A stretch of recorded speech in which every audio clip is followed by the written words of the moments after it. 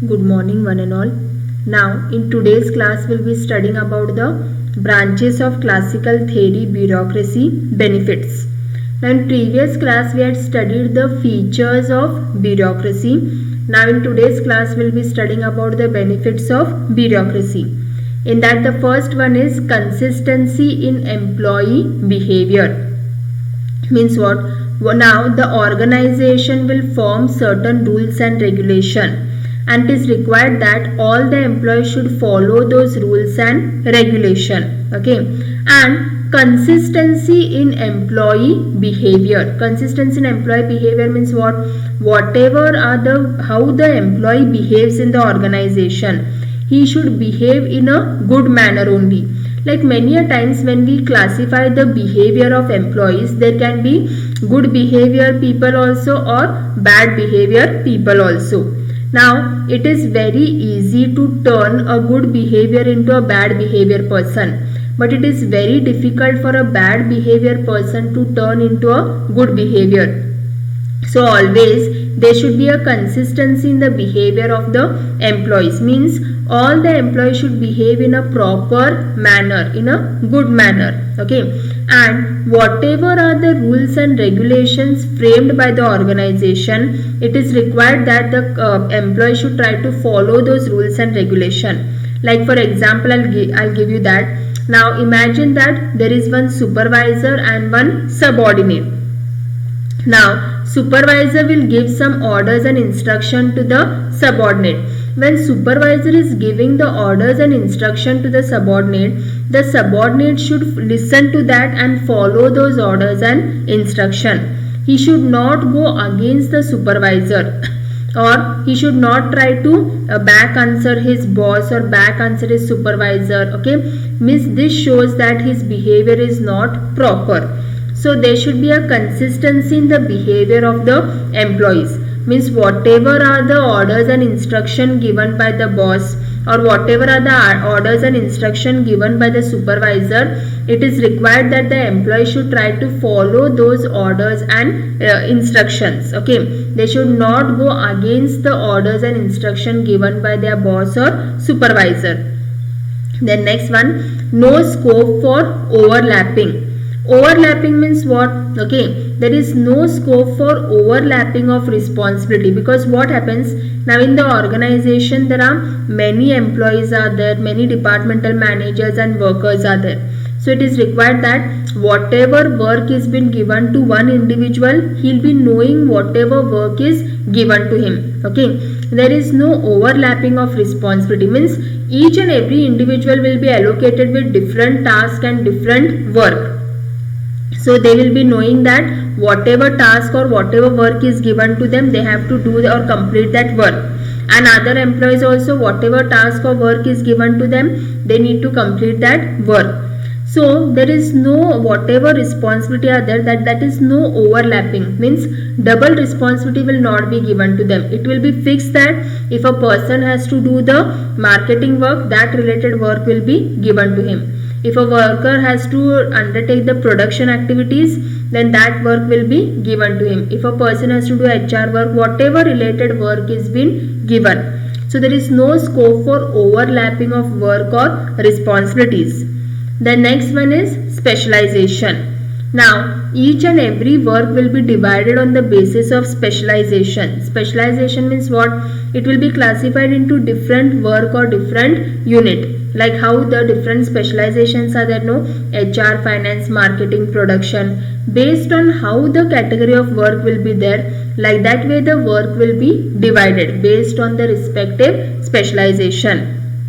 Then maximum utilization of human resources. First of all, you clearly understand that what is the meaning of utilization. Utilization means what? Using. They have to make the full use of human resources. Now which are the human resources? Like which people or employees are there in the organization? They have to make proper use of their skills and abilities which are there. Okay, suppose a person is very good and very expert in the productional activities, then they have to make use of his skills and efforts or abilities which are there. Okay, like each and every person will be having different skill and different talent, so they need to make use of the skills and talents of the employees. So that is maximum utilization of human resources, means they have to make full use of the people or human resources which are there, whatever they are having that skill, talent and ability. Okay, they have to make use of those skills. The next one is consistency. Now what do you mean by consistency? Consistency means what? See, each and every as we have seen, there is a consistency in the employee behavior. So similarly here also, whatever the employees are behaving in the organization, there should be a consistency. And one more thing in consistency they have given, if imagine that one employee leaves the organization and go, means he will leave the job and he will get a good job and go to some other organization. That time what happens? The organization will not be closed down. If one employee will leave the organization and go, then the organization will select some other employees in the organization. So there will be a consistency.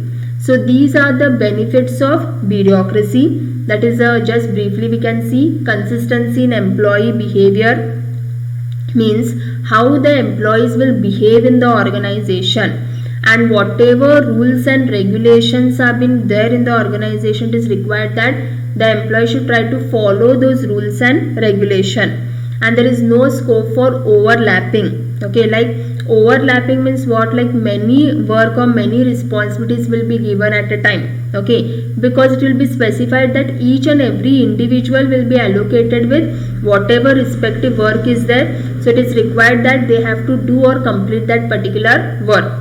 Then depending upon the specialization, okay, like the work will be divided among the specialization HR, finance, marketing, production, okay, and maximum utilization of human resources. They have to make full use of the human resources which are there, like making use of the skills, talents and abilities of human beings.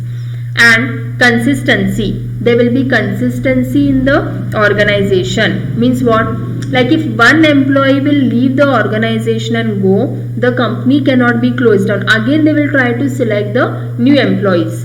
Now let us understand what are the limitations of bureaucracy. In that, first one is rigidity. Rigidity means what? Following the strict rules and regulation. See, in few companies which are there, the rules and regulation should be followed very strictly. Like what kind of rules and regulation will be there? Okay, suppose in case of timing, if the company timing is something 8 o'clock, means it is required that all the employees should come at 8 o'clock. Okay, or rules may be regarding that not only about the timing of the company. Okay, in case of submitting the particular work or task been given to them. So whatever are the rules framed in the organization, they should try to follow the strict rules and regulation. The next one is impersonal. Now what do you mean by impersonal?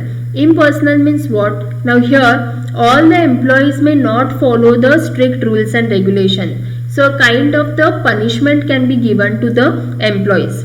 Now here the question arises, what kind of punishment will be given to the employees? Punishment means not like beating the employees or torturing the workers and all that. Punishment can be given in the kind of cut in salary. They can try to cut the salary of the employees. Okay, or demotion can be given to the employees.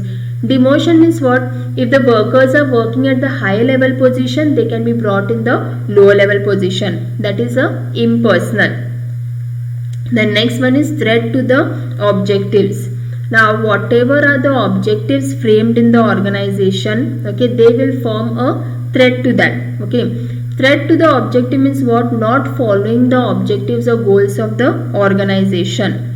Then paperwork. Paperwork means what? See, everything will be done in the form of a paperwork. Okay, now it is very difficult to maintain the paperwork or whatever records are there of the company. Okay, it is not only the question of maintaining the records of 1 year. If they want to maintain the paperwork or record of many years. Then non-cooperation from employees. Now what do you mean by non-cooperation? Non-cooperation means what? If the employees are not cooperating with each other. What do you understand by cooperation? means whatever one employee is telling, no other employee should try to listen to those employees. In case what happens if the other employee doesn't listen to the employees and all that, okay, so that is non-cooperation from employees. The employees are not cooperating with each other. So these are the limitations of bureaucracy. Now just briefly we can understand. Rigidity means following the strict rules and regulations of the company. Then impersonal means what? Like here few employees will follow the rules and regulation, other employees will not follow. For those employees, a case of punishment can be given to the employees. Then threat to the objectives. It is a means whatever objectives are there, it is in the form of a threat. Then whatever work will be maintained in the case of the paperwork.